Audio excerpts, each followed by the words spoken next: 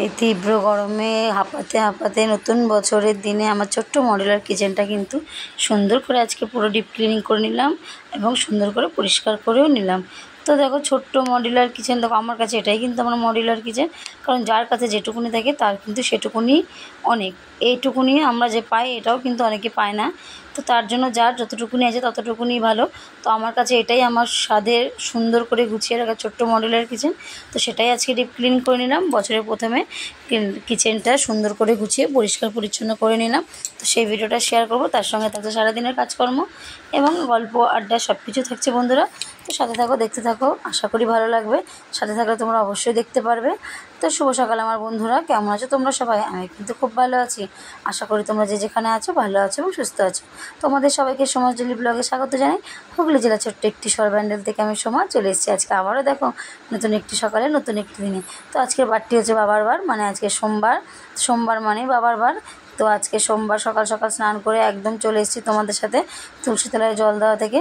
তুলসী তলায় জল দিয়ে ফুলগুলো তুলে নিয়েছি সব, কারণ আর ভোরবেলা উঠেছিলাম একবার বাথরুমে, তখন না উঠে টগর ফুল আর বেলি ফুলগুলো তুলে রেখে দিয়েছিলাম। তারপরে অত সকালে না তুলিনি, যে বেলায় উঠে তুলবো। সাদা ফুল যাওয়া পাবো না, কিন্তু বেলি ফুলগুলো একদমই পাবো না, ওর জন্য ওগুলো সকাল সকাল আগে তুলে রেখেছিলাম। তারপরে গাছের ফুল টুল তুলে পুজো দিয়ে নিয়েছি একবারে সকালবেলা ভক্তি ভরে মন দিয়ে পুজো, 2 ঘরে পুজো সেরে নিয়েছি। আর সোমবার মানে আমি একটু বাবাকে যতটুকুনি আমার সাধ্যের মধ্যে আছে ততটুকুনি সেইভাবে পরিপাটি করে পুজো দেওয়ার চেষ্টা করি। আর সেটাও তোমাদের সাথে শেয়ার করেছি বন্ধুরা। কেমন লাগলো আশা করি তোমরা অবশ্যই আমাকে কমেন্টের মাধ্যমে জানাবে। আর বড়দের প্রণাম, ছোটোদের বুক ভরা ভালোবাসা তো আমার সাথেই রয়েছে। আজ যেখান থেকে ভিডিওটা দেখছো আশা করি তোমরা অনেক ভালো আছো এবং সুস্থ আছো। আর ভগবানের কাছে প্রার্থনা করি প্রত্যেকটা মানুষ যে যেখানে আছো ভালো থাকো এবং সুস্থ থাকো। তো তারপরে রান্নাবান্না, সকালে জলখাবার বলতে কালকের ভাত আছে, কিছুটা ভাত আছে, ডিমের অমলেট করে দেবো, খেয়ে নেবে। আর দই আছে ফ্রিজে, কিছুটা দই পেতেছিলাম, ওই দইটা আছে। সকালে জলখাবারে দই চিরা মুড়ি দিয়ে সকালে তোমার দাদাভাইয়ের আমি খেয়ে নেবো। তার জন্য ভাবলাম যখন হাতের টাইমটা আছে, সকালে জলখাবারের টাইমটা আমার হাতে বেঁচে গেছে, তাহলে আমি একটা কাজ করি, এই টাইমটা আমি আমার রান্নাঘরটা ক্লিনিং করে ফেলি। যতটা পারি, যতটা আগিয়ে রাখবো ততটাই কিন্তু আমার আগাবে, কারণ বেলার দিকে রান্না ঠান্না করে না সব কাজ সেরে পরিষ্কার করে উঠতে উঠতে অনেক বেলা হয়ে যায়। তার জন্য ভাবলাম যে এই টাইমটা যখন হাতে আছে অপচয় না করে আমি এই টাইমটাই কিন্তু আমার রান্নাঘরটা ক্লিনিংয়ের হাতে শুরু করে দিই। তো দেখো চলে এসেছি, আগে আমি কৌটোগুলো থেকে শুরু করেছি। এগুলো তো দেখো সপ্তাহে প্রত্যেক দিনই ধরতে গেলে আমি প্রত্যেক দিন ওপর মুছে নিই, কিন্তু ডিপ করে মোছা মাসে একবার হলেও অন্তত আমি রান্নাঘরটা ক্লিনিং করার চেষ্টা করি, পুরো ডিপ ক্লিনিং। তো এই যে কিছু চৈত্র মাসের শেষের দিকে একবার করেছিলাম, আর এখন যেহেতু নতুন বছর পড়েছে তার জন্য আমি বেডরুমটাও একবার ক্লিনিং করলাম, আর আজকে একটু আমি রান্নাঘরটাও ক্লিনিং করে নিলাম, কারণ পরিষ্কার থাকলে না ভালো লাগে। আর বিশেষ করে রান্নাঘর কিন্তু সবসময়ের জন্য পরিষ্কার পরিচ্ছন্ন রাখতে হয়, কারণ রান্নাঘর হচ্ছে মা অন্নপূর্ণার বাস। তো মা অন্নপূর্ণা যাতে আমার উপর সদয় হয়ে থাকে, আমাকে আশীর্বাদ করে, তার জন্য আমি যথাসাধ্য কিন্তু আমার রান্নাঘরটা পরিষ্কার করে রাখার চেষ্টা করি যতটুকুনি পারি। দেখো শরীর খারাপের মধ্যেও যে করি এই কাজগুলো, করতে ইচ্ছে করে না। অনেক সময় গরমে না খুব কষ্ট হয়, অনেক সময় হাঁপিয়ে যাই, মনে হয় কি আবার যেন শ্বাসটা আটকে গেছে, দম নিতে কষ্ট হচ্ছে।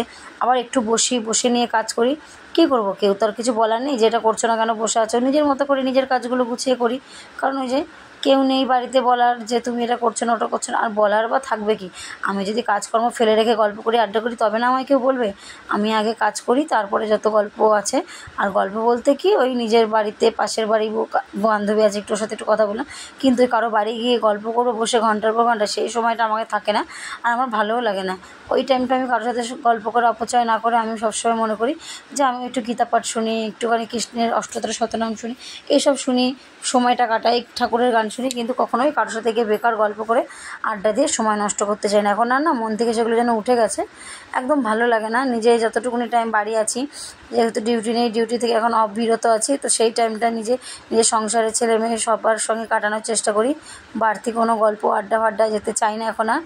তো এইভাবেই চলে আমার দিন, সারাদিন। তোমরা তোমার সাথে থাকো, নতুন আমার যারা পুরনো বন্ধুরা আছো জানো, আর যারা নতুন বন্ধুরা আছো তারা এখন আস্তে আস্তে আমার ভিডিওর সাথে যুক্ত হয়ে যাও, তোমরা অবশ্যই জানতে পারবে। আর এই যে দেখো আমি এদিকে রান্নাঘরটা পরিষ্কার করা হয়ে গেছে।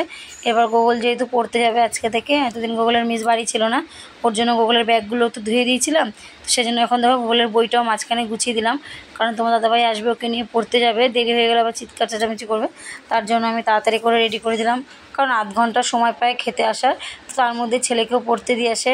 এবার তার মধ্যে যদি একটু 19-20 লোকের কাজ করে, যেহেতু যেন লোকের কাছে একটু 19 থেকে 20 তো কথা শোনাবে, তাই না? তার জন্য আমি সবসময় টাইমের মধ্যে করে দেওয়ার চেষ্টা করি। আর এই যে ওরা সবাই চলে গেছে, মাম্মাম ঘরে, মাম্মাম পড়তে এনে চলে এসছে। সকালবেলা গোগল স্কুলে মানে গোগল পড়তে গেছে, তোমার দাদাভাই দিয়ে আসতে গেছে, মাম্মাম ঘরে আছে।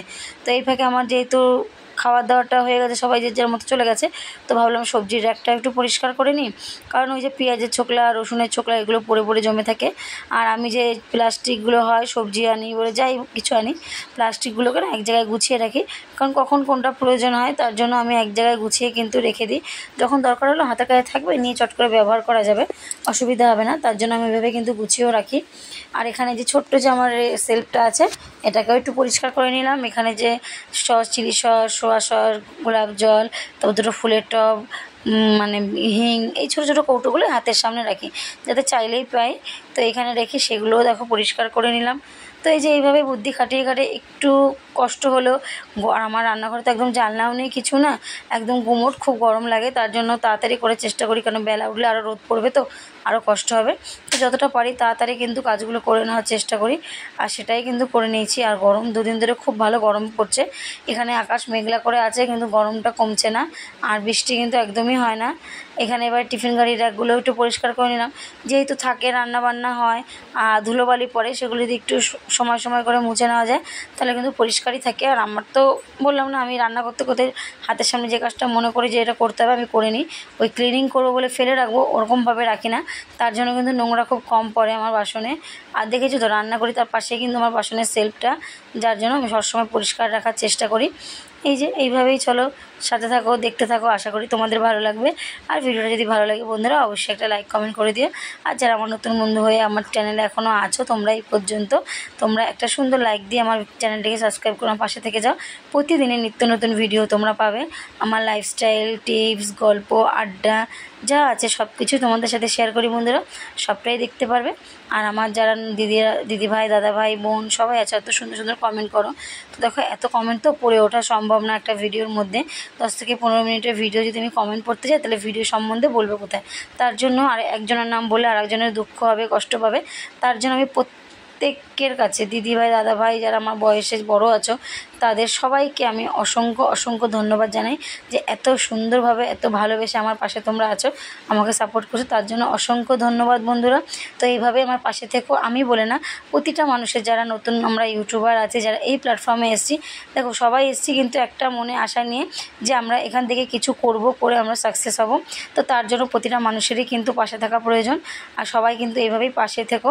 আর আমি এখানে কাজ করছি আর গান চালিয়েই কিন্তু গান করছি, এটা আমার বাজে অভ্যাসই তোমরা বলতে পারো, কারণ গান শুনলে আমি চুপ থাকতে পারি না, আমার মুখ চলতে থাকে। তো এরকমই গান শুনছি আর কাজ করছি। এদিকে ভাতটাও বসিয়ে নিলাম, ভাত ডালটা বসিয়ে নিয়েছি। আর এদিকে যে নিচের যে বাস্কটটা আছে, মানে খাপটা আছে, এটা কিন্তু আমি আবার পরিষ্কার করে নিলাম। এটা খুব সচরাচর ব্যবহার হয় না, তাও যেহেতু একটা জায়গায় দেখবো অনেক জিনিস যাওয়া থাকলে কি না কি ঢুকবে, তার থেকে যদি মাঝে মাঝে একটু পরিষ্কার করা যায় ভালো হয়, জিনিসগুলোও পরিষ্কার থাকে আর জায়গাটাও সেফ থাকে। আর এখানে আমি চাইলে কিন্তু মডেলার কিচেনের মতো তোমার ওই র্যাক, সেলফের মানে দরজার শাটার সিস্টেম সব করতে পারি, কিন্তু এখনও করছি না, কারণ একটু প্রবলেম আছে। করব, তবে অবশ্যই করব, তোমাদের যদি আশীর্বাদ থাকে, তোমাদের ভালোবাসা থাকে, তোমরা পাশে থাকো, অবশ্যই সব কিছু করতে পারবো। শুধু তোমাদের একটু ভালোবাসার প্রয়োজন বন্ধুরা। তো এইভাবেই ভালোবাসা দিও, তবে কি এক এক করে আস্তে আস্তে সবই করব তোমাদের আশীর্বাদের ভালোবাসা মাথায় নিয়ে। তো চলো, তোমরা আশীর্বাদ করো, আমার মাথায় এইভাবে হাত রেখো, বড় আমার যারা গুরুজনরা আছো তারা এইভাবে হাত রেখো, তাহলে একদিন ঠিক পারবো। তো চলো বন্ধুরা, এই দেখো এদিকে কথা বলতে বলতে আমার যে রোজকারের রান্না যে সবসময় প্রয়োজন পড়ে কৌটোগুলো, সেগুলো তো আমি একটা থালার মধ্যে সাজিয়ে নিয়েছি, কারণ বারবার ওই কৌটোগুলো টেনে টেনে নিয়ে মানে রান্না করাটা অসম্ভব। ছোটো ছোটো কৌটোর মধ্যে আমি থালার মধ্যে নিয়ে নিয়েছি, যে আমার যখন রান্না হবে ওখান থেকে নিয়ে নেবো, আমার অসুবিধা হবে না। আর এখানে মিক্সিটাও আজকে পরিষ্কার করে নিলাম। সব যখন করলাম মিক্সিটা কেন করবো না, তাই না? যেন মিক্সিটাও কিন্তু পরিষ্কার করে নিলাম। আর মিক্সিটাও বেশি নোংরা পড়ে না, কারণ মিক্সি আমি ঢাকা রাখি সবসময়। আমি একটা মানে বালিশের কভার দিয়ে মিক্সির ঢাকনা বানিয়েছি, খুব সুন্দর সিস্টেমে। ওটা যখনই আমি মিক্সি ব্যবহার করি খুলে নিই, আবার যখন মিক্সি আমার ব্যবহার করা হয়ে যায় আমি কিন্তু ওটাকে ঢেকে রাখি। তার জন্য আমার মিক্সিতেও কিন্তু কম নোংরা পড়ে বন্ধুরা। এইভাবে দেখো মিক্সিটাও কিন্তু হাত দিয়ে ভেতরটা ভালো করে পরিষ্কার করে নিলাম, কারণ ভেতরটা একটু হলে নোংরা পড়ে, যেহেতু মশলাটা করা হয়, তাই জন্য বাইরেটা একদমই পরিষ্কার। এই যে মিক্সিটাও কমপ্লিট হয়ে গেছে, এবার চলে যাবো রান্নাঘরে। আবার যে কাজগুলো আছে তারপরে যে মিক্সিটা পরিষ্কার করে একদম ডাইরেক্ট আবার রান্নাঘরে, কারণ যে রান্না করছি আর মাঝে মাঝে এসে একটা একটা করে কাজ করছি। কারণ আর ওইখানে দেখো মানি প্ল্যান্ট গাছটা কিন্তু ভালোই হচ্ছে, পাতা নতুন পাতা আবার কটা বেরিয়েছে, সেটা তোমাদের সাথে অন্য একদিন মানে কালকের ভিডিওতে শেয়ার করব। আজকে আর করা হলো না, ভাবছিলাম যে করব। তো এত সুন্দর সুন্দর পাতাগুলো বেরোচ্ছে না বড় বড়, মানে কি বলবো খুব ভালো লাগে। আর এখানে যে মাম্মাম দেখো শুয়ে শুয়ে মোবাইল ঘাটছে, আর এখানে আমি ঘরটা মুছে নিচ্ছি। ওই যে বললাম কাজের মাঝখানে, রান্নার মাঝখানেও কাজ করতে হচ্ছে, বসে থাকলে সময়টা নষ্ট হবে। ওর জন্য যে বসে থাকবো না, যেটা পারছি তাড়াতাড়ির মধ্যে সেটা করে নিচ্ছি। ফেলে রাখলেই কাজ কিন্তু ফেলা হয়ে যাবে। আর আমার শ্বশুরমশাই বলে কাল বলে কোনো জিনিস হয় না, কাল বললে কালে খায়। তো কোনো কাজই কাল বলে রাখবে না, বলবে যে পরের দিন করবো বা আগামীকাল করবো, আগামী দিন করবো, কিন্তু আগামীকাল কেউ করবো বলবে না। তো সেই মানে আমি কখনো কাল বলি না। আর এখানে যেমন রান্না কমপ্লিট, এখানে মুসুর ডাল ভিজিয়েছিলাম, একটু বড়া করেছি পেঁয়াজ লঙ্কা কুচিয়ে, আর এখানে ভেন্ডি দিয়ে আলু দিয়ে সর্ষে করেছি, আর আম দিয়ে টক ডাল করেছি, আর এখানে ভাত।